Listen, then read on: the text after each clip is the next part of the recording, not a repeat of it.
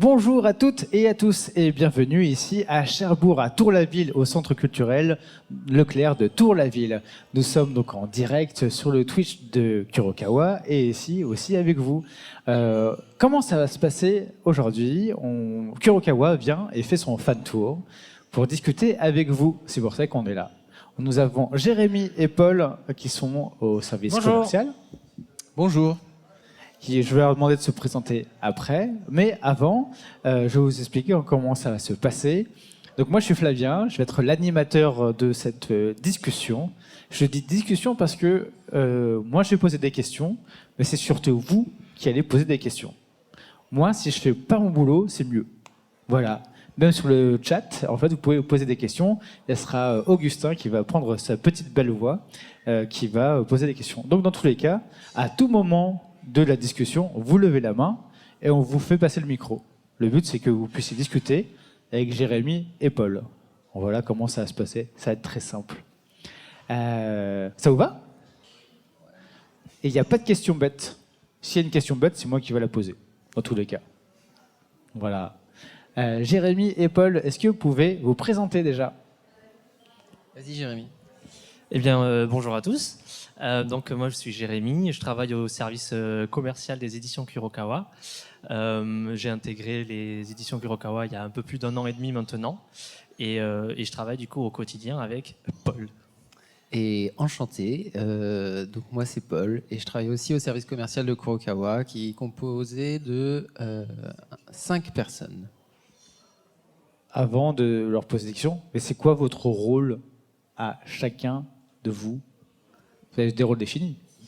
En fait, le service commercial chez Kurokawa s'organise. En gros, il y a 3 pôles, on va dire. Enfin, pas 3 pôles, mais 3 pôles. Il y a. T'as dit 2 fois la même chose. Ouais. En gros, il y a tout ce qui est soutien du fond du catalogue, donc c'est-à-dire tout ce qui n'est pas les nouveautés, de type avec des opérations commerciales de mangas achetés en goodies offerts. Il y a le soutien des nouveautés, donc là c'est plutôt Paul qui s'en occupe, du coup il vous présentera ça aussi. Et il y a un 3e pôle où c'est plutôt Yumna et Arthur qui est par là. C'est tout ce qui sont les titres spéciaux, c'est-à-dire les collectors, calendrier, agenda, cahier d'activités, etc. Donc voilà, ce sont en gros les 3 axes principaux du commercial. Mais en gros notre boulot à nous c'est de bien commercialiser un livre. Un éditeur de manga français, il y a des éditeurs au Japon qui lui confient, mettons, une licence, mettons Fullmetal Alchemist par exemple. Et nous, notre boulot, c'est qu'il arrive bien entre vos mains et de la meilleure façon possible. Et c'est notre rôle au commercial de faire ça. C'est compréhensible, à peu près? Oui. Alors, oui, tu as une question? Vas-y, on peut commencer direct. Mathilde, est-ce que tu peux donner le micro à ce jeune homme? Comment tu t'appelles? Bonjour, alors moi je m'appelle Christopher.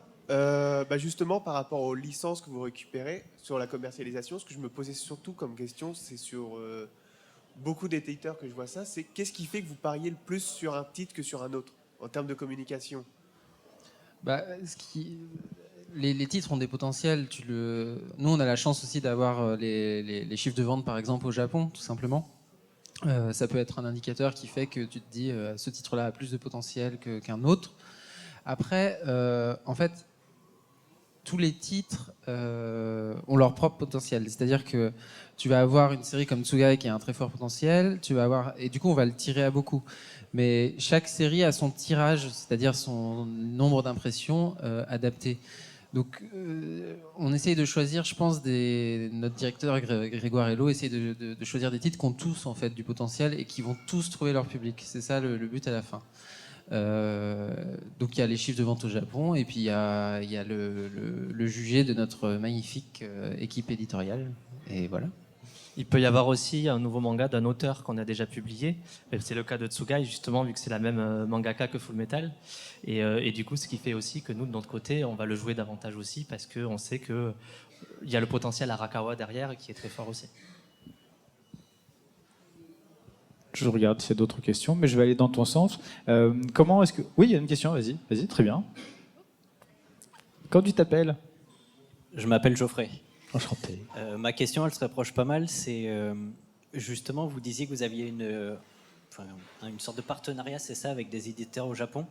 au Japon pour choisir les titres que vous allez publier en France. Comment ça se passe? Est-ce par exemple, je prends l'exemple de la Shueisha qui est au Japon, qui est ultra connue, et par exemple ils disent bah voilà on a tel manga et tous les éditeurs français se mettent autour d'une table et disent c'est moi qui le prends ou c'est moi, ça se passe comme ça? C'est ça, en fait, Shueisha dit ben, nous on a cette nouveauté, est-ce que ça vous intéresse, vous éditeurs français? Et là, les éditeurs français vont faire des propositions en disant ben, nous on le veut et on met sur la table tant d'argent, on a tel projet pour campagne d'affichage, tel goodies à faire dessus, etc. Et donc il y a des dossiers comme ça qui sont construits. Et après, tout est dans les mains de la Shueisha ou de la Kodansha ou de Shogakukan qui décide qui sera l'heureux élu sur le marché français. Et c'est comme ça en fait sur tous les marchés. Il se trouve que le marché français est après le marché japonais un des plus forts, mais c'est la même chose en Allemagne, aux États-Unis, en Italie, etc. Sachant que tu as certains éditeurs qui ont des contrats un peu exclusifs avec certains éditeurs au Japon, certains éditeurs français avec certains éditeurs au Japon, qui font qu'ils ont des liens plus proches et donc une plus grande facilité à obtenir certains titres. Mais effectivement, il y a toujours une phase de négociation et voilà. Pour ceux qui viennent d'arriver, bienvenue. J'explique que en fait, vous pouvez prendre la parole quand vous voulez, vous pouvez lever la main et poser une question. Il n'y a pas de questions bêtes, et comme je le répète encore une fois, c'est une question bête, c'est moi qui les poserai. Voilà. Pour aller, donc, on parlait de coût des éditions, et on parlait du nombre de tirages tout à l'heure. Donc, le nombre de tirages, c'est le nombre d'exemplaires d'un manga. Donc, c'est en concertation avec l'équipe édito, ou c'est donc comment ça se passe pour faire le nombre de tirages? Alors les tirages, pour vous expliquer un peu comment ça marche, la commercialisation du livre, il y a l'éditeur, donc ça va être nous, et il y a un distributeur donc, et diffuseur, nous c'est Interforum. Et le boulot d'Interforum, c'est d'aller passer dans les librairies pour récolter les commandes potentielles des libraires. Et en fait, ils vont nous dire, pour ce titre-là, on estime, donc ce qu'on appelle les tendances, on estime qu'il y aura tant de commandes de libraires. Et nous, avec ça, on arrive à évaluer à combien on va tirer un livre. Je ne sais pas, on va tirer à 80 000 exemplaires d'une nouveauté. Et donc, c'est toujours un peu un pari, mais on est aidé avec ces remontées terrain, en fait, donc, de la part d'Interforum, pour établir les tirages. Quand tu t'appelles? Bonjour, je m'appelle Aline. Enchantée, Aline. Merci, enchantée également. Justement, quel manga vous a le plus surpris ou vous vous attendiez pas qu'il ait un tel succès? Est-ce que ça vous est déjà arrivé que vous vous retrouviez à court de manga et que ça vous surprenne justement? Oui, on a eu le cas notamment cette année. On a 2 séries qui ont surperformé, et notamment aussi avec l'arrivée des animés, c'est Oshinoko et My Happy Marriage. My Happy Marriage qu'on a lancé en janvier. Donc c'était une série en laquelle on croyait parce c'était notamment une des séries qui a été mise en avant sur l'opération d'été avec les éventails. Mais on s'est retrouvé en fait en rupture du tome 3 à peine quelques semaines après son lancement, et notamment au salon Japan Expo en juillet. Au bout du 3e jour, on n'en avait déjà plus. Donc il y a le fait que je pense l'animé sur Netflix a aussi donné plus de visibilité au manga, mais le fait aussi que c'était un manga en lui-même qui était vraiment très bon et qui a plu parce que graphiquement il est magnifique, au niveau de l'histoire il est magnifique et il avait tout pour plaire. Et c'est aussi peut-être un genre qui n'était pas très présent encore sur notre marché, il a su se détacher. Et donc du coup voilà, on a dû en urgence le réimprimer pour qu'il soit de retour. Et il est juste là derrière nous du coup. D'ailleurs c'est ce que tient cool. Aussi la jeune fille voilà, ici. Il est juste là. Vas-y, bien sûr. Vas-y, continue. J'avais une autre question, ça concerne les webtoons. Tu peux remettre ton micro. Ouais. C'était par rapport aux webtoons, parce qu'il y a La mort attend la vilaine, par exemple. Comment vous avez fait pour négocier certains webtoons? Parce que justement, il y en a qui appartenaient à la firme Webtoon, comme Let's Play. Ça n'a pas été trop compliqué de les obtenir, pour les publier en livre, je veux dire? Ce qui est la spécificité, c'est à peu près la même chose. Hein. Tu négocies avec des ayants droit, les éditeurs en Corée ou ailleurs pour le webtoon. Et une des spécificités du webtoon, c'est que là où le manga, on va recevoir, la mise en page est faite, le livre papier existe. Le webtoon, le livre papier existe pas toujours. Et du coup, il y a tout un travail de mise en page aussi qui est un peu plus important sur le webtoon. Mais autrement, c'est assez similaire dans la négociation des droits qu'avec le Japon, quoi. Bien sûr, il y a quelques spécificités, que ce soit culturelles ou d'industrie à chaque pays, mais c'est assez similaire, je dirais. Je regarde s'il y a d'autres questions. Oui, vas-y, continuez. C'est très bien. Vous avez bien appris à cœur ce que j'ai dit tout à l'heure. Je reprends un peu l'exemple de Shinoko, qui était, on va dire, la surprise de l'année avec l'animé. Est-ce que, par exemple, justement au Japon, quand on sait qu'un animé que vous éditez va être publié en animé, est-ce qu'on vous prévient en disant, bah, attention, on va le publier, et puis vous, derrière, éventuellement, prévoir éventuellement plus de tirages? Ouais, généralement, on est au courant un petit peu avant. Et on sait aussi un petit peu avant quelle plateforme va le diffuser. Que ce soit Crunchyroll, ADN, ou Netflix, ou Disney. On en cite plusieurs et personne n'est pas content. Donc généralement, on a ces informations, mais il est difficile en fait de savoir si l'animé va avoir vraiment un impact ou pas. Là, clairement, nous, les trois exemples où l'animé a eu un impact hyper fort, c'est donc Spy Family, Oshinoko et My Happy Marriage. Mais il y a d'autres mangas qui fonctionnaient déjà très bien, dont l'animé n'a eu au final que peu d'impact. One Punch Man, par exemple, la saison 1 a eu beaucoup d'effets, la saison 2 nettement moins. Donc ensuite, c'est à nous, avec ces informations-là, de déterminer si on engage quelque chose de spécifique, si on prévoit des réimpressions avant d'avoir des titres épuisés, si le tirage, du coup, on va un petit peu plus haut que les tendances, ce dont parlait Paul tout à l'heure. Voilà, ce sont des informations qu'on prend en compte, mais ouais, généralement, on les sait un petit peu en avance pour acter tout ça. D'autres questions, remarques? Eh bien, je vais en poser une. On parlait tout à l'heure justement par de One Punch, de ces titres qui sont déjà sortis ou qui vont sortir comme Oshinoko, la suite, etc. Comment vous travaillez aussi bien le fond que la nouveauté? Quelle est la différence que vous faites et comment vous travaillez ça? Le fond, c'est tout ce qui est déjà sorti, donc nouveauté, tout ce qui est à venir ou le premier tome, etc. Je vais commencer par la nouveauté. Donc, on va dire que la nouveauté, c'est vraiment le lancement des séries. Par exemple, en juillet, il y a eu Tsugai qui a été lancé. Donc, c'est la nouvelle série de l'auteur de Full Metal Alchemist. Donc, le but là, c'est vraiment de faire connaître une série qui est complètement inconnue du public. Donc, on va faire du matériel déco en librairie, comme par exemple ça. On va faire distribuer des extraits. On va faire de la pub.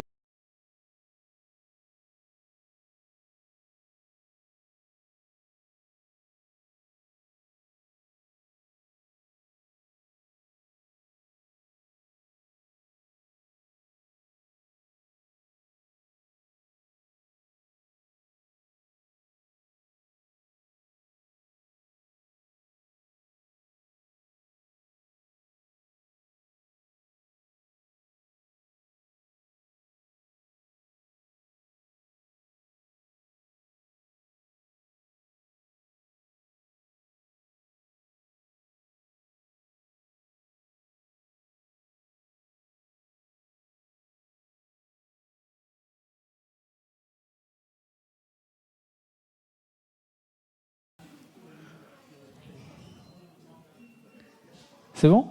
C'est bon, Augustin? Tu nous dis.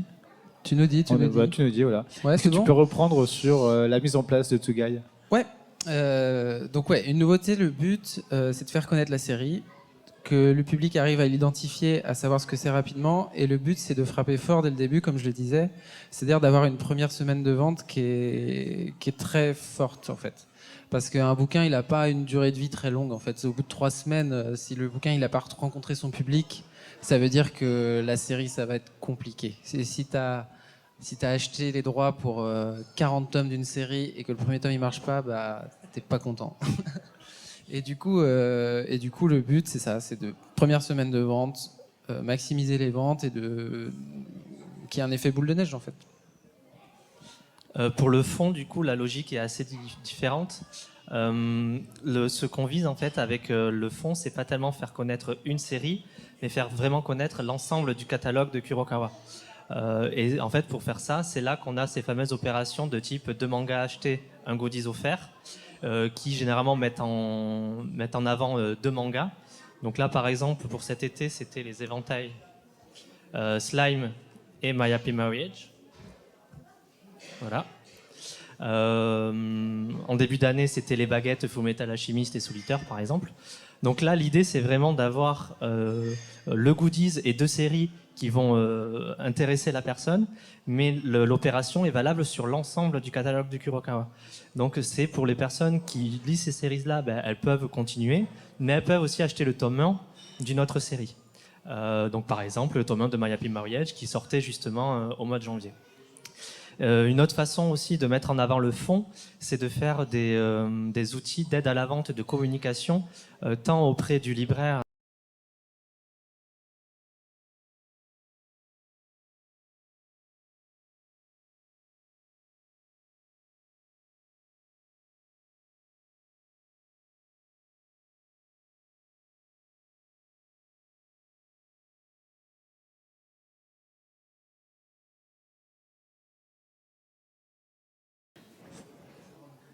Et c'est revenu. C'est revenu. Est-ce que tu peux reprendre au niveau du catalogue?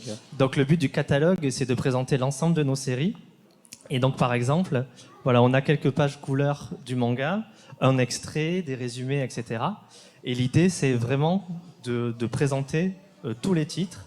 Et il y a aussi un côté très intéressant pour les libraires, c'est qu'à la fin, il y a une partie bon de commande qui lui permet de passer directement commande de l'ensemble de nos titres. Et petite nouveauté cette année, le catalogue présente Kurokawa, mais aussi Black River et Kotoon, nos marques Webtoon et Comics. Voilà, donc ce sont vraiment pas mal d'outils pour en fait aider le fond là où justement il n'y a pas d'actualité, où il n'y a pas de nouveauté. C'est pour faire vivre l'ensemble du catalogue et pas juste les nouvelles séries. Parce que chez Kurokawa, juste pour expliquer, il n'y a pas que le manga, il y a aussi Kotoon avec tout ce qui est Webtoon et Black River, tout ce qui est comics américain. Et je voulais ajouter sur le travail autour des séries, il y a une autre technique pour soutenir du fond, je dirais, c'est de faire ce qu'on appelle des titres spéciaux. Par exemple, là, vous avez un cahier d'activités Spy Family qui sont faits aussi pour, déjà pour faire plaisir aux lecteurs, mais aussi pour animer autour de la marque Spy Family, par exemple, et créer des produits dérivés, etc. C'est une des techniques de commercialisation aussi qui existent. Je vais rebondir sur les titres spéciaux, en sachant qu'on fait aussi un peu d'événementiel au service commercial pour justement toujours faire parler de nos séries et du fond. Et c'est notamment le cas pour Spy Family, où le 11 octobre, il y a une journée spéciale, donc la mission Spy Family, et l'espace culturel de Claire de Tour-la-Ville l'ajoute. Donc c'est une journée événement pour fêter la sortie du tome 11 et de son Ultra Collector. Et donc vous pouvez l'acheter un jour en avance. Et en plus, il y aura des petits jeux et des goodies à récupérer. Notamment le petit masque Anya. Donc je vais pas le mettre parce que voilà. Et un petit shikishi exclusif tout mignon. Voilà, donc tout ça, ça aide dans la même logique en fait que les titres spéciaux, c'est faire vivre le fond et nos belles séries. Tu avais une question? Oui, justement, je veux rebondir sur le fait que vous parliez des nouveautés, que quand au bout de 3 semaines, ça fait pas les chiffres, vous faites un peu la tête. Est-ce que tu peux mettre ton micro un peu? Ouais. Je vais prendre l'exemple d'Happy Mariage qui on discutait avec ma libraire. Au tout début, ça a eu du mal à se lancer. Et l'anime a fait un gros rebond. Mais s'ils avaient continué à pas se lancer comme ça, comment ça se passe au niveau de l'équipe commerciale, éditoriale, quand ça veut pas faire les ventes et que justement vous êtes là, vous êtes engagé sur une 40aine de tomes, comme vous disiez? Justement, pour My Happy Marriage, l'exemple est très bon. En fait, c'était vraiment une série qui nous tenait à cœur et en laquelle on croyait beaucoup. Et on avait vraiment décidé assez tôt que ce soit une des séries mises en avant sur l'opération de l'été. Donc sachant que le tome 1 était sorti en janvier, l'opération de l'été c'était en juin, et que ces opérations-là se travaillent au minimum 6 mois en avance, on avait déjà eu cette volonté-là de le mettre en avant sur ça. My Happy Marriage, effectivement, là par exemple, je dirais que c'est le boom maintenant de la série. On le constate dans les chiffres. Les nouveaux tomes recrutent plus que les premiers en fait, et clairement l'animé, comme tu l'as dit, en est pour quelque chose, mais c'est un peu ce genre de série, c'est un peu comme les carnets de l'apothicaire, tu vois, chez des concurrents. C'est des sortes de séries qui pour le coup prennent de l'ampleur petit à petit et qui peuvent devenir très grosses de par leur qualité et de par la mise en avant d'un animé ou autre. C'est souvent pareil pour aller aussi chez la concurrence. Il y a, par exemple, on s'attend. Freerun, c'est un truc que ça fonctionne pas mal et ils s'attendent qu'avec l'animé, il y a un boost des ventes. Donc c'est pareil. Donc c'est comment est-ce que tu t'anticipes? Ils sont déjà au courant au tôt et donc comment tu anticipes? Il y a une question du chat. Tout à fait. Alors, est-ce que vous connaissez la tranche d'âge de vos lecteurs? Et si c'est le cas, comment cela influence vos choix dans le service commercial? Question peut-être bête, mais je suis un lecteur de 42 ans. Attends, on n'a pas entendu la fin. Ouais. Question peut-être bête, mais je suis un lecteur de 42 ans. Il n'y a pas de question bête, même tu as 42 ans. Si, c'est celle que tu poses, non? Il n'y a que moi qui pose des questions bêtes, donc ça va. Comment on connaît l'âge des lecteurs? C'est la série qui fait son lectorat, donc déjà si tu veux savoir à qui ça s'adresse, tu regardes l'âge du héros et tu verras un peu à qui ça s'adresse. Et au-delà de encore, ça- et encore. Tu vois, nous, on lit, il n'y a Ouais, pas... de donc, non, mais je pense que toutes les séries, à force d'en faire, tu connais un peu les lectorats à qui ça pourrait plaire, quoi. Mais c'est vrai que par exemple une série comme Pokémon initialement va plutôt viser le jeune public, mais ça peut aussi viser le public comme nous, qui quand Kuro a ressorti en 2010 les versions rouge, bleu, jaune, les avait découverts à l'époque chez un autre éditeur, mais il y avait ce côté nostalgique aussi. Mais par exemple des titres comme Partners 2.0 ou Nozokiana, là clairement c'est que du public adulte. Et il y a une série comme Spy qui va parler aux enfants parce qu'il y a Anya, mais qui va parler aux adultes aussi parce qu'il y a une intrigue, parce qu'il y a le meilleur chien de l'histoire des mangas, etc. Et si on prend par exemple Blue Flag aussi qui est une série un peu plus adolescent, on penserait que ce serait plus des adolescents qui les prendraient, mais non, en fait il y a beaucoup d'adultes qui les prennent aussi, parce que ça leur rappelle aussi leur adolescence. Donc, Et puis il y a tout simplement le retour des libraires aussi. Si tu veux connaître ton public, faut avoir des retours terrain, quoi. Tout simplement, tu t'interroges auprès des libraires, tu vas en librairie, tu vas voir les gens et tu vois un peu ce qu'ils lisent, quoi. sachant que la tranche d'âge maintenant pour les mangas est beaucoup plus grande que ce que nous on avait à l'époque.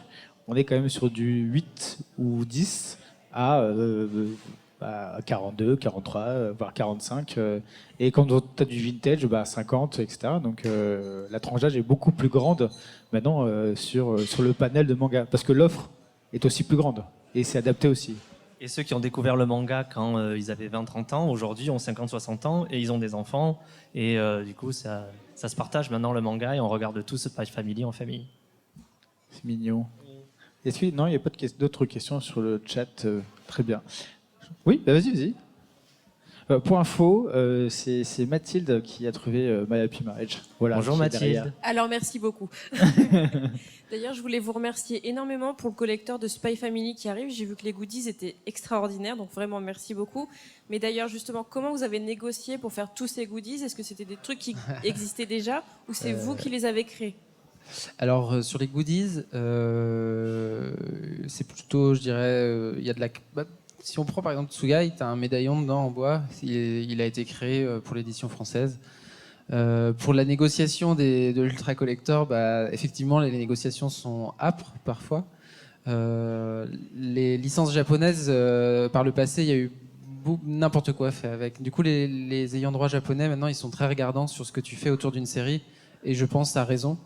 Et du coup, tout est validé, survalidé, et effectivement, c'est un temps de création qui est rallongé à cause de ça, mais heureusement aussi pour le bien-être des séries, je pense. Mais, si le sujet de l'Ultra Collector en particulier t'intéresse, on a avec nous aujourd'hui Arthur, qui est aussi au commercial et qui a travaillé sur le collector et sur l'ensemble des goodies, que ce soit le serre-livre, les cartes postales, etc. Donc il pourra aussi, on est là jusqu'à 18h, donc il pourra te répondre sur les négociations de tel ou tel objet. Et là, il doit être dans le rayon manga. Là. Oui. Mais voilà. Et en allant plus loin, sur les autres goodies, là, ici, on a le pense-bête Pokémon. Comment est-ce que ça a été pensé? Comment est-ce que c'est une réalisation typique d'ici? Et les autres réalisations, comment est-ce que vous faites pour les goodies? En fait, le processus est assez long en fait pour le goodies. Comme je disais tout à l'heure, quand on fait une opération commerciale, elle se réfléchit en gros 5 à 6 mois en avance. Donc d'abord, il faut qu'on détermine quelle série on veut soutenir. Donc là, ça dépend de plein de facteurs. Il faut que ça soit déjà une série qui fonctionne un minimum. Il faut qu'il y ait de la demande aussi sur ça. Et il faut qu'on ait suffisamment de matériel en dehors du manga pour pouvoir créer quelque chose. Une fois que ces facteurs-là sont pris en compte, on fait des briefs, on réfléchit en fait avec un petit peu toute l'équipe sur quel type de goodies, même nous en tant que lecteurs, on aimerait avoir, sur quelle série on les ferait, etc. Donc on fait des réunions sur ça, puis on détermine en fait un planning sur l'année. En janvier, on va faire tel goodies sur ces 2 séries-là. En juillet, ça sera ces 2 séries-là, etc. Une fois que ça c'est déterminé, on écrit à notre directeur artistique, Fabien, que l'on salue, et on lui dit coucou Fabien, pour le prochain goodies, on va faire des pense-bêtes Pokémon. Du coup, on aimerait mettre en avant les starters de la génération de Pokémon épée et bouclier. Du coup, ça serait des pense-bêtes magnétiques. On aimerait qu'il y ait un jeu de couleurs, etc. Donc, nous, en fait, on lui fait un mail le plus précis possible en lui disant ce qu'on aimerait avoir. Et généralement, 3 semaines, 1 mois après, il revient et c'est nettement mieux que ce qu'on avait en tête. et donc là, la première phase de création est terminée. Et une fois qu'on a ces fichiers-là, cette création-là, on doit la soumettre aux ayants droit japonais. L'exemple de Pokémon est encore un peu plus complexe, vu que le manga Pokémon appartient à l'éditeur Shogakukan, il me semble. Mais il faut aussi avoir l'autorisation de la Pokémon Company. Voilà, donc là on écrit et à la Pokémon Company et à l'éditeur japonais en leur disant bonjour, on veut mettre en avant Pokémon dans une nouvelle opération, le goodies ça sera ça, on va en tirer tant et ça sera disponible dans tant de librairies. Donc là il y a un aller-retour qui se fait avec l'éditeur, soit ils nous disent oui c'est parfait, allez-y, soit ils nous disent c'est presque parfait mais on aimerait modifier ça, on aimerait que Pikachu il soit plus comme ça que comme ça, etc. Donc là il y a des allers-retours qui se font entre l'éditeur japonais, le service commercial et Fabien à la créa. Et une fois que tout ça est validé, on est en relation du coup avec notre service fabrication qui lui va chercher les prestataires, il va chercher l'entreprise qui fait les magnettes, etc. pour les fabriquer et ensuite tout est livré chez Interforum, donc notre distributeur qui ensuite les enverra dans toutes les librairies de France et de Navarre. Sachant que pour Pokémon en plus il y avait une petite exclusivité pour les espaces culturels Leclerc, qui avait un 4e pense-bête, Pikachu, qui n'est trouvable que ici. Voilà. Donc c'est un peu la même logique pour tous les goodies quand on fait des opérations de fond. Une question du chat, je crois. Non. D'accord, je t'ai vu partir. C'était une feinte, très bien. Je regarde ces d'autres questions. Non. Pareil pour les goodies. Pourquoi il y en a sur, je pense que c'est un truc qui pourrait revenir sur le chat. Pourquoi il y en a sur certaines librairies, par exemple le magnète Pikachu.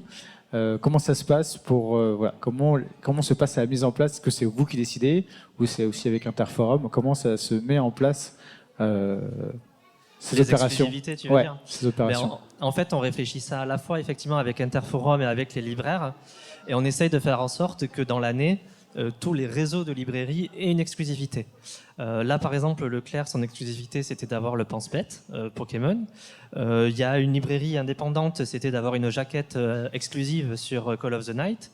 Il peut y avoir des shikishi offerts aussi. On a fait avec le réseau des libraires ensemble un shikishi solitaire. Donc ça, en fait, ça se travaille tout au long de l'année. Mais ça vient aussi parfois des libraires eux-mêmes qui nous disent, moi, par exemple, j'ai Yotsuba qui marche très bien dans ma librairie. J'aimerais offrir quelque chose à mes lecteurs. Du coup, nous, on travaille sur ça. On travaille toujours avec Fabien. On fait valider ça par l'éditeur japonais. Et donc, c'est à la fois un travail et de notre côté où on veut faire en sorte que tous les réseaux aient leur exclus, et aussi du côté du libraire qui des fois a une demande bien particulière et qui nous dit moi j'aimerais mettre cette série en avant, est-ce qu'on peut faire quelque chose? D'ailleurs, pour ceux qui ne connaissent pas Yotsuba, c'est à lire. Voilà, je fais du prosélytisme sur Yotsuba. Oui, question du chat. Alors, je ne sais pas si ça vous concerne vraiment directement, mais... Attends. Que pensez-vous des possibilités de diffusion via des abonnements, à l'image de ce que fait Meian pour des séries longues? Êtes-vous possiblement bloqué par vos distributeurs?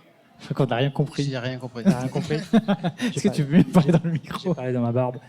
Que pensez-vous des possibilités de diffusion via des abonnements, à l'image de ce que fait Meian pour des séries longues? Êtes-vous possiblement bloqué par vos distributeurs? Alors, c'est la réservation, c'est ça? Non, c'est tu payes un abonnement. et Ah, tu par reçois- abonnement. Ah oui, comme Femean. Ah oui, les abonnements comme Femean. Ok. Bah, Est-ce que tu peux expliquer déjà à tout le monde en même temps ce que c'est les abonnements, ce qui se passe, quoi? non. Non. Vas-y. Ok.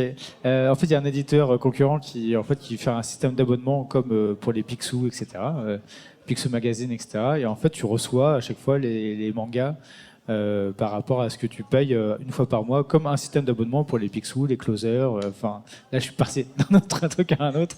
Mais voilà, c'est pour les Spirou Magazine, voilà, c'est un système d'abonnement où chaque mois, tu reçois le manga en question comme un magazine chez les concurrents, quoi. Donc, la question étant posée, comment ça se passe sur les séries longues? Par exemple, on prend Hippo. Est-ce qu'il peut y avoir un système d'abonnement où c'est galère pour mettre en place?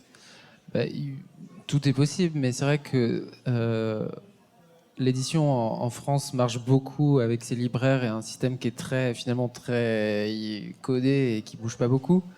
Je pense que la volonté des éditeurs français, c'est de conserver ce système qui permet de faire survivre les librairies, contrairement à d'autres pays, et que quelque part ce système d'abonnement vient perturber ça. Et donc en tant qu'éditeur, moi je te dirais qu'il faut mieux conserver le système de librairie parce que je préfère avoir des librairies que des drives de supermarchés ou des McDonald's partout. Et qu'il est important de conserver ce système-là parce qu'il existe pratiquement plus dans les autres pays dans le monde, quoi. Et la chance de Kurokawa aussi, c'est que du coup, notre diffuseur-distributeur Interforum est très puissant. C'est un des plus gros en France. Et du coup, on a aussi la chance d'avoir cette force-là et d'avoir leur impact en librairie. Donc ça serait dommage en fait, de se passer aussi de leur savoir-faire et de leur talent en les contournant en fait, et en faisant de l'abonnement. Donc ça, plus le côté effectivement faire vivre les librairies qui est aussi important à nos yeux. Par contre, je dirais que c'est marrant parce qu'on en parlait ce midi avec Maxime, qui est aussi auteur de manga. Les nouveaux systèmes, une des barrières pour les créateurs quand même dans le milieu du manga, c'est justement la distribution, trouver un distributeur et rentrer dans ce système où tu te retrouves sur les tables en librairie. Et peut-être que ces nouveaux systèmes, que ce soit de l'abonnement ou d'autres choses de commercialisation, permettraient à certains créateurs aussi de passer outre ce système-là et de se faire voir d'une autre façon. Donc c'est quand même intéressant pour ce point-là, je pense, ce genre de commercialisation. Je regarde s'il y a des questions, des interrogations. Oui, vas-y. Mathilde arrive à toi.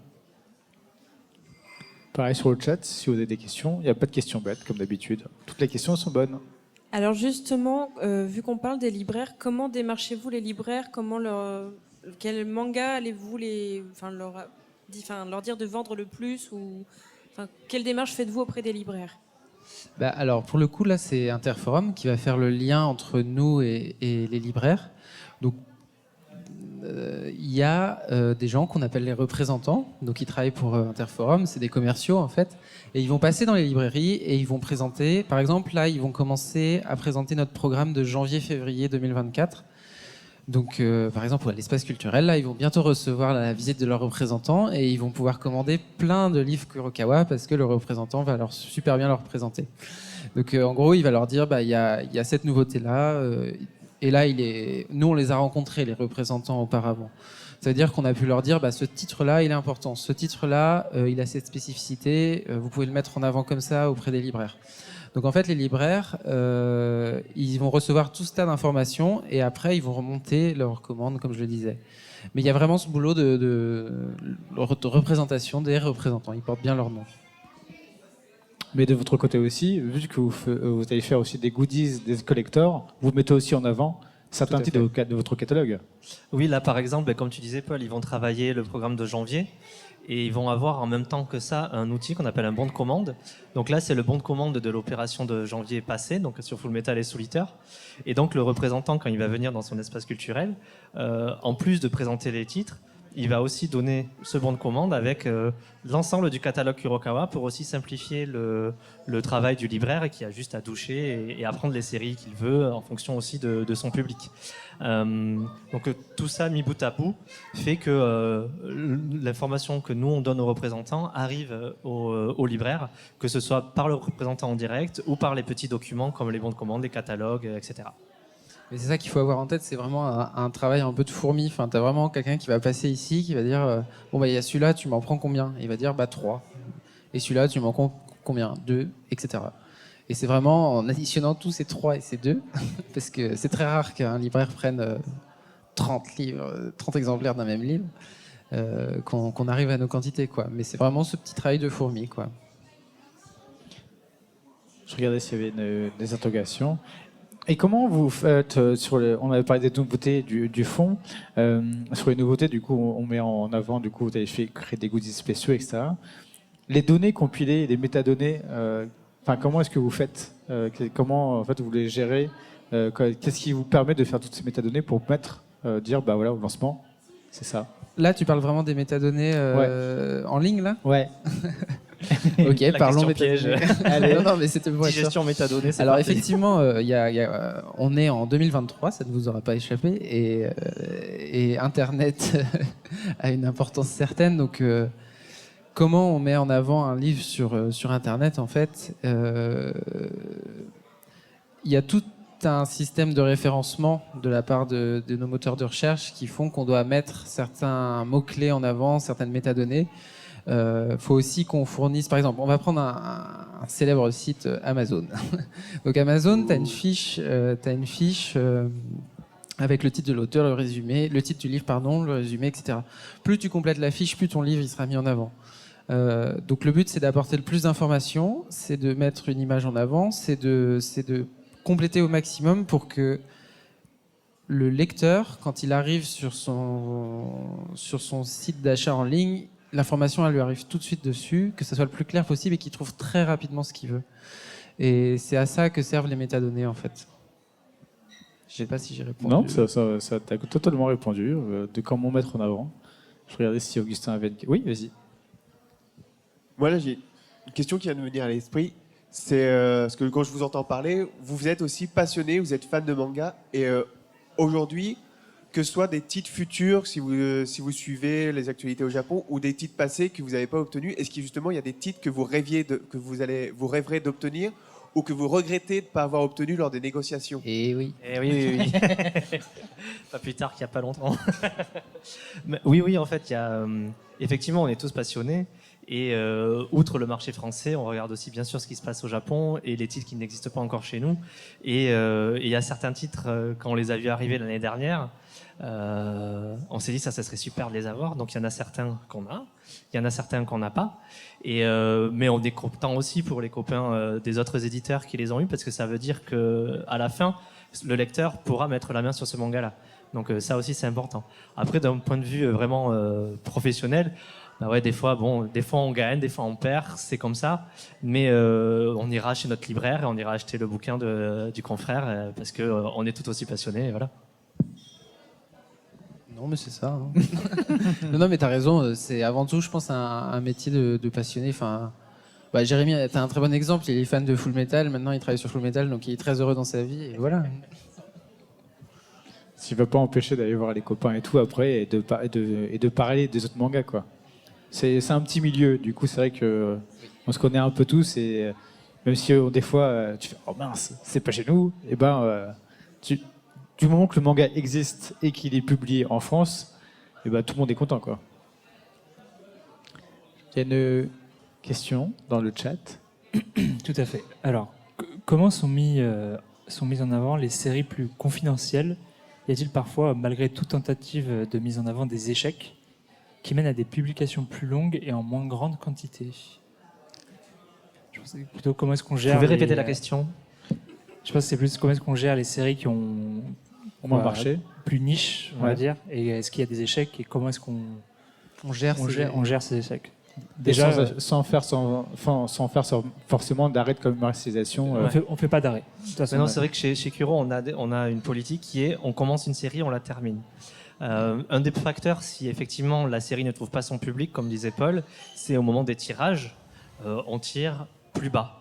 Du coup, une série qu'on avait vraiment lancée à fond, on avait mis 30 000 ex, etc. Et derrière, ça marche pas, donc on essaye tome 2, tome 3, tome 4.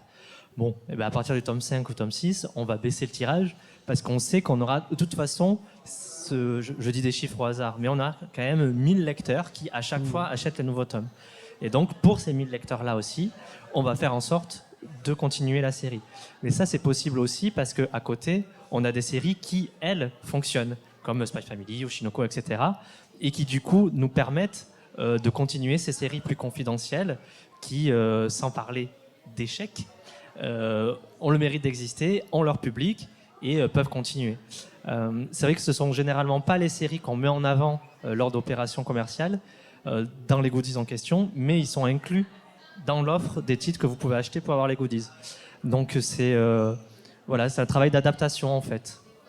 Mais en fait, il n'y a pas de. Comme je disais tout à l'heure, chaque série a son public. L'échec, c'est pas tellement qu'une série elle soit tirée à un petit tirage ou qu'il y ait peu de lecteurs. S'il doit y avoir peu de lecteurs, que c'est niche, et bah tant pis, il y aura peu de lecteurs. Le pire pour nous, je pense que ça serait de sortir une série et de sentir qu'elle avait du potentiel et qu'elle n'a pas su rencontrer les gens qui devaient la lire en fait. Mais après, voilà, comme disait Jérémy, de toute façon, il y a ce qu'on appelle un compte d'exploitation pour chaque bouquin. Et en gros, on calcule ce compte d'exploitation, il te montre à partir de quand le bouquin il est rentable. Donc tu adaptes ton tirage en gros à ça. Et ce qui fait que tu peux avoir des petits tirages qui sont rentables et des grands tirages, ils pourraient ne pas être rentables aussi. Hein. Mais le but c'est que ça soit rentable, que ça trouve son public. Mais voilà. Mais le pire, ouais, je pense que ça serait de sortir une série qui rencontre pas son lectorat du tout en fait. Après, des fois, il y a des surprises. Il y a des titres qui sont en fond de catalogue. Et il y a un animé où, d'un coup, il y a une grosse hype qui arrive sur le manga. Et hop, les ventes redécollent. Ouais, donc, des fois, en fait, vaut mieux laisser en vente tous les tomes et les laisser petit à petit. Et d'un coup, on ne sait pas pourquoi, des fois, c'est la magie d'Internet. Mais regarde, en vrai, Oshinoko, ça se vendait bien, mais c'était pas non plus exceptionnel les chiffres de vente, alors que c'est une série qui a une très très grande qualité. Hein. Mais l'animé a vraiment boosté, et de manière très surprenante, même pour nous, les ventes. Hein. Nous, on s'est retrouvé en rupture avec, sur pas mal de titres tout à coup. Et là, pareil, le tome 8 qui vient de paraître au mois d'août, généralement, en fait, donc, ces fameux tirages sont prévus des mois en avance. Et en fait, entre-temps, l'animé est sorti. Et le tome 8 était la deuxième nouveauté, je crois, depuis la sortie de l'animé. Et en fait, en 3 semaines, on a écoulé l'intégralité du tirage initial. Du coup, là, on est sur le coup, on a lancé une réimpression pour que ça revienne en octobre. Mais voilà, il y a je pensais aussi à Vinland Saga, où c'est une série vraiment qui existe depuis le début de Kurokawa. On en est à 27 tomes bientôt en novembre, le 27.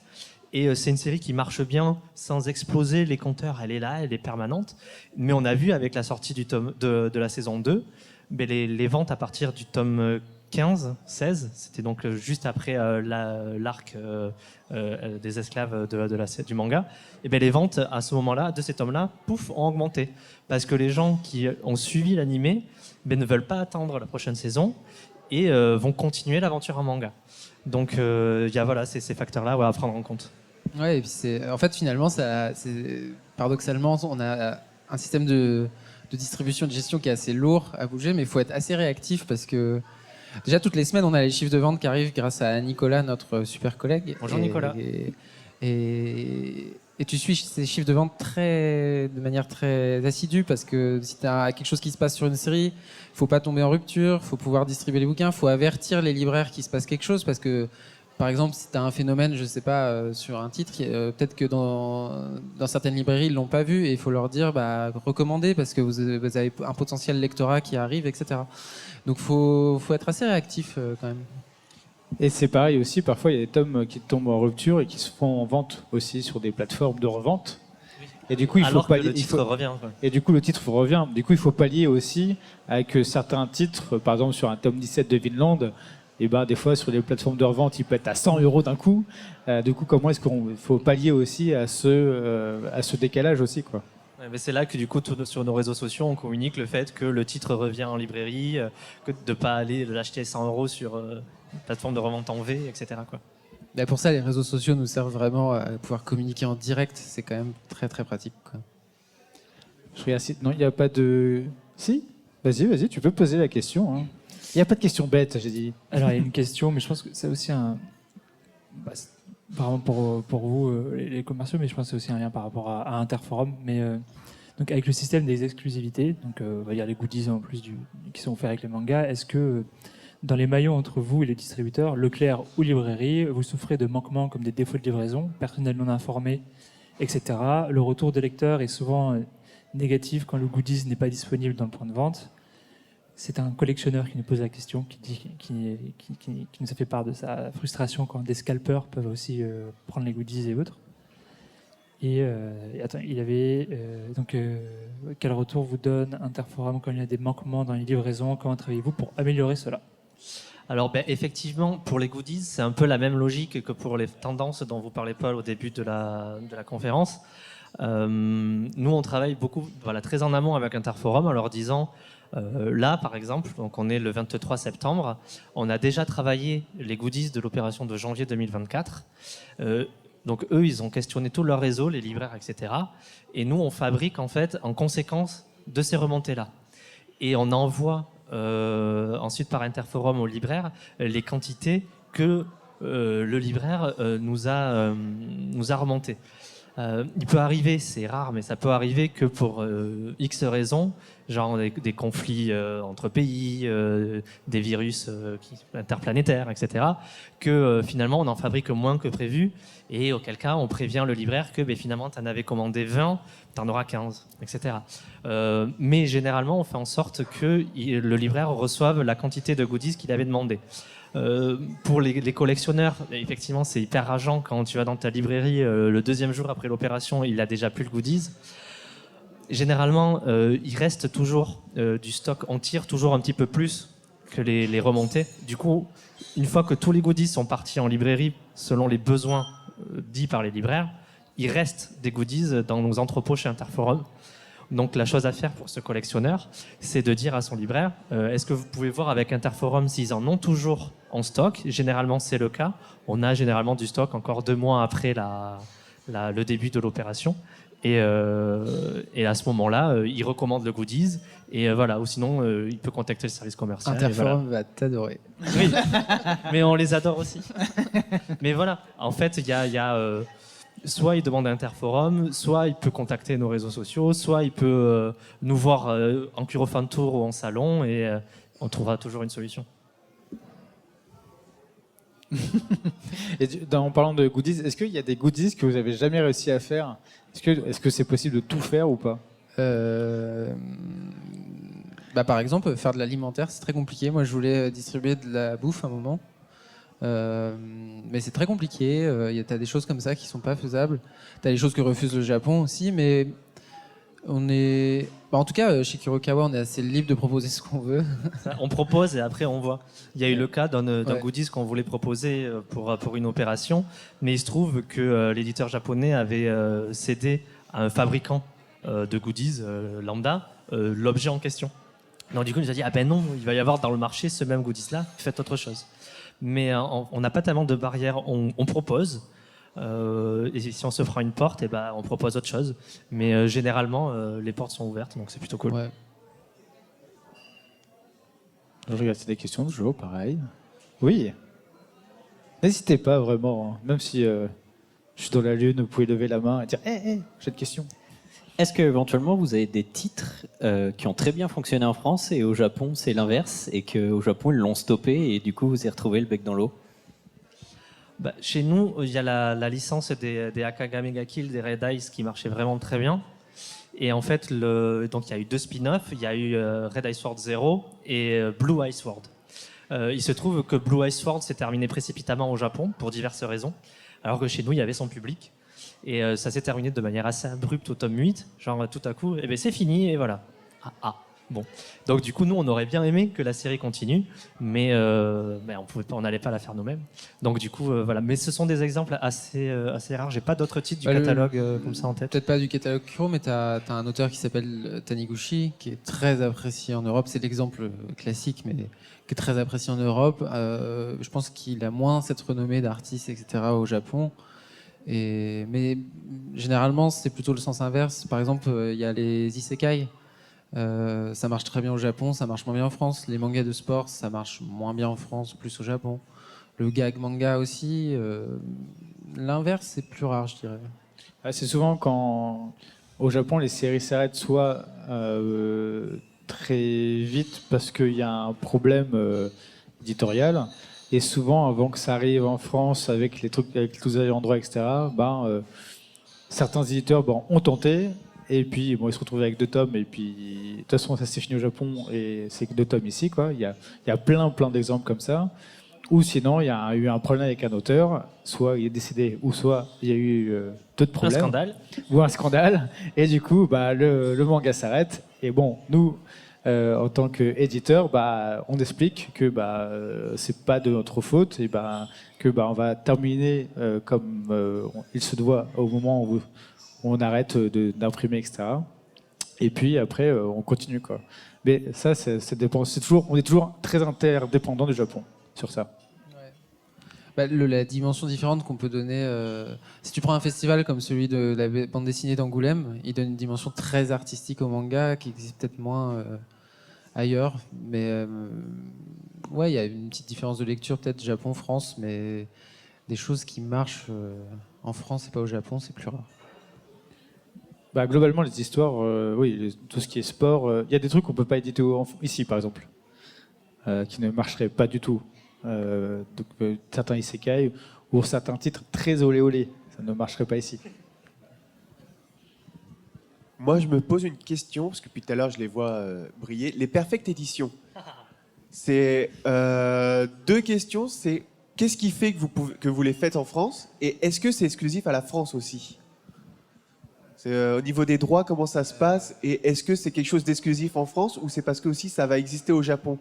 Ça existe aussi au Japon. On va prendre l'exemple par exemple de Soul Eater. L'édition de Soul Eater, l'édition toute noire, là, existe au Japon. Qu'est-ce qui fait qu'on décide de la faire ou non en France? C'est d'abord que c'est une série terminée sur ce genre d'édition, et c'est qu'on sent que c'est le bon moment. En fait, chaque série a un peu son cycle de vie, on va dire. Donc quand on passe dans le patrimoine, dans le domaine du patrimoine, comme c'est le cas du Full Metal ou Soul Eater, c'est des séries qui sont très connues, etc. On en fait une belle édition parfaite, et c'est le moment de le faire, quoi, pour faire plaisir aux fans. Après, là où l'édition française peut se démarquer, c'est justement sur les effets de fabrication. Par exemple, si je ne dis pas de bêtises, l'édition japonaise a en fait un truc en plastique par-dessus, comme une sorte de fourreau, mais voilà, c'est une double jaquette plastique que nous, on n'a pas, mais du coup, à la place, parce que l'écologie, mais à la place, du coup, on a un petit vernis sélectif effectivement sur les couvertures qui leur donne ce côté brillant, que ce soit pour la solitaire ou effectivement pour la full metal, ou comme ça, on a tous les dos de couleurs qui ressortent bien dans la librairie et qui donnent à ce magnifique manga l'écrin qu'il mérite. Le côté fourreau, c'est sur Solitaire. C'est ça, et qui du coup, sur l'édition française, on ne l'a pas. Voilà. Et c'est vrai, du coup, je vous invite à re-regarder l'émission qu'on a fait avec Fabien dans un Kuro Fan Tour, où on parle justement de la fabrication des Perfect éditions et comment, du coup, il a retravaillé pour que ce soit adapté ici, et aussi à son goût, parce que c'est aussi, il adore retravailler les choses, et il le fait bien. Il y a tout ça sur la chaîne YouTube de Kurokawa. On a toutes les anciennes conférences des autres Kuro Fan Tour et beaucoup d'autres vidéos.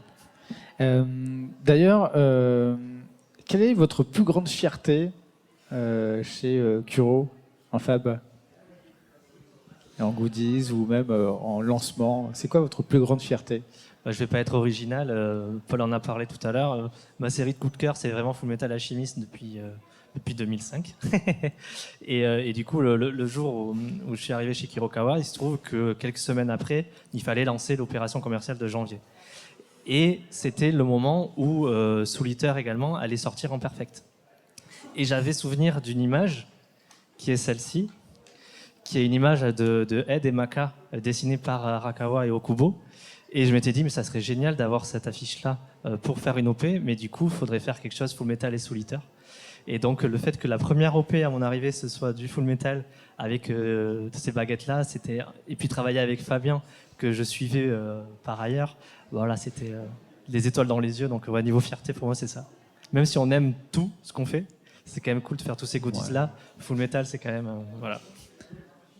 Bah pareil, moi c'est Tsugai, je pense, d'avoir participé au lancement de Tsugai, une grosse série comme ça, et qui a très bien marché, puisque c'est dans le top lancement France de l'année, et clairement je suis très content de ça. Je suis très content aussi du travail qu'on fait sur la marque de Webtoon, Kotoon.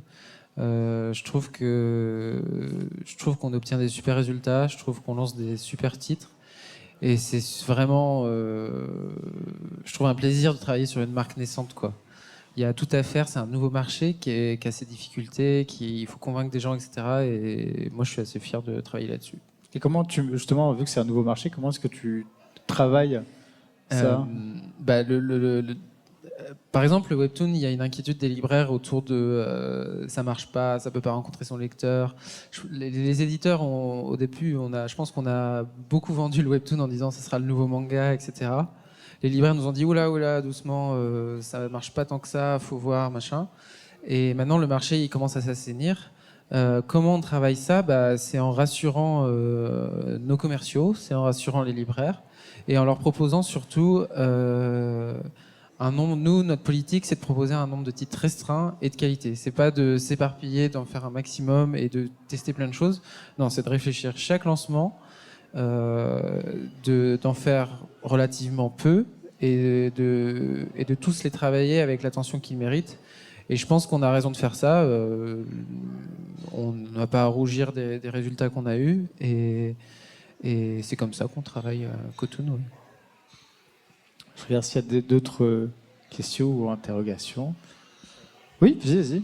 Ce serait plus une question pour tout le monde, que ce soit sur une reconversion ou pour un rêve d'enfant. Comment est-ce qu'on peut se retrouver à travailler avec vous ou d'autres éditeurs, justement? Comment est-ce qu'on pourrait, si demain, moi ou une personne qui va découvrir le manga, adolescente, va se dire moi je veux en faire de ma passion, c'est ma passion, je veux en vivre. Comment il va faire comme vous pour travailler au sein d'une maison d'édition comme ça? Ce qui est bien chez Kurokawa, c'est qu'on a tous des parcours très différents. Il y a des gens qui ont fait une école de commerce, il y a des gens qui ont fait une fac d'histoire, il y a des gens qui ont fait des licences de japonais. En fait, c'est pas tant le diplôme qui fait le travailleur du manga, j'ai l'impression que dans ce marché-là, limite plus qu'ailleurs, c'est vraiment la passion aussi. Et c'est connaître le marché, vraiment sentir que c'est quelque chose qui nous tient à cœur. Et en fait, un peu toutes les études peuvent mener à travailler, que ce soit au service commercial. Il y a tellement de métiers en fait dans le manga. Il y a le commercial, il y a le marketing, il y a la fabrication, il y a l'éditorial. C'est ça, il y a les impressions. Enfin, il y a vraiment beaucoup de corps de métier. Généralement, on ne pense soit qu'à l'éditeur, mais en fait, derrière l'éditeur, il y a toute une multitude de gens et de métiers. Donc traducteur. Aussi. Il y a beaucoup de choses qui gravitent. Donc, fais les études qui te plaisent. Et en ayant cette idée derrière la tête, je vais prendre mon exemple, j'ai fait histoire en me disant que je veux bosser dans le manga, mais finalement, quand j'ai commencé à bosser dans l'édition, c'était il y a 10 ans, et j'ai attendu, entre guillemets, j'ai eu de très belles expériences professionnelles, mais en ayant toujours en tête, un jour, je ferai le manga. Et en fait, il ne faut pas lâcher, et petit à petit, tu fais ton expérience, et ça finit par arriver. Alors, en fait, il y a deux problèmes. C'est que, message à toutes les maisons d'édition déménagées de Paris, elle est un peu partout en France. Et l'autre problème, c'est qu'en vrai, il n'y a que quelques maisons d'édition de manga, par exemple, donc ça limite les postes. Mais autrement, c'est des entreprises tout à fait lambda. Hein. Tu envoies une lettre de CV et c'est bon. Par exemple, pour Kurokawa, on a le site lisez.com qui recense les offres d'emploi des 52 ou 53 maisons d'édition d'Editis, dont celle de Kurokawa. Et par exemple, pour Paul et moi, ce sont 2 postes qui se sont ouverts quasiment en même temps l'année dernière.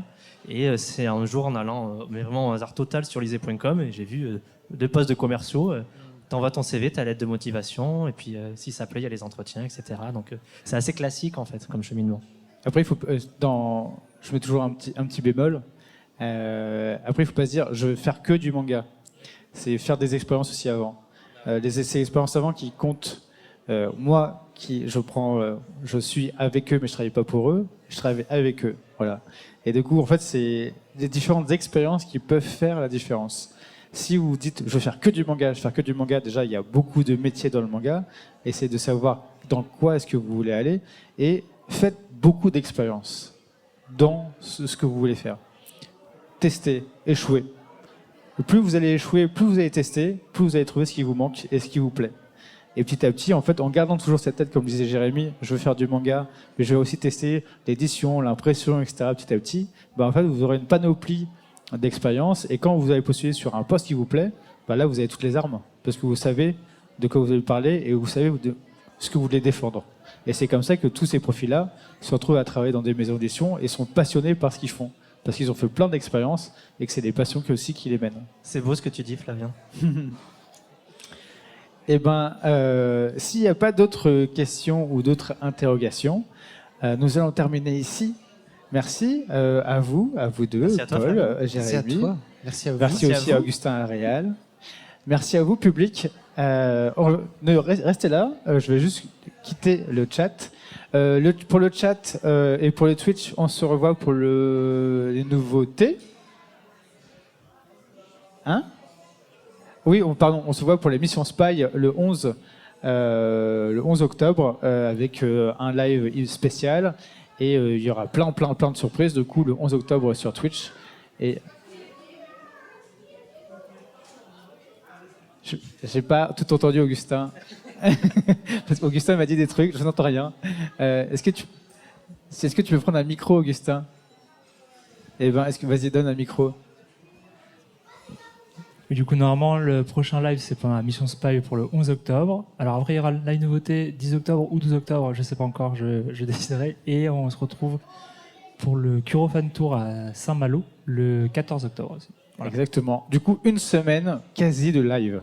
Du 11 au 14. C'est pas mal. Du coup, restez sur le Twitch de Kurokawa et sur les chaînes YouTube aussi. Le 28 septembre, le live thématique. Et ce que j'ai dit, le 28 septembre, il y aura aussi un live thématique. Donc bref, beaucoup de contenu sur Twitch et sur les réseaux sociaux. Ceux qui est public, vous allez rester encore un petit peu ici. Et nous, on se quitte sur le live. Salut! Salut le Salut. live.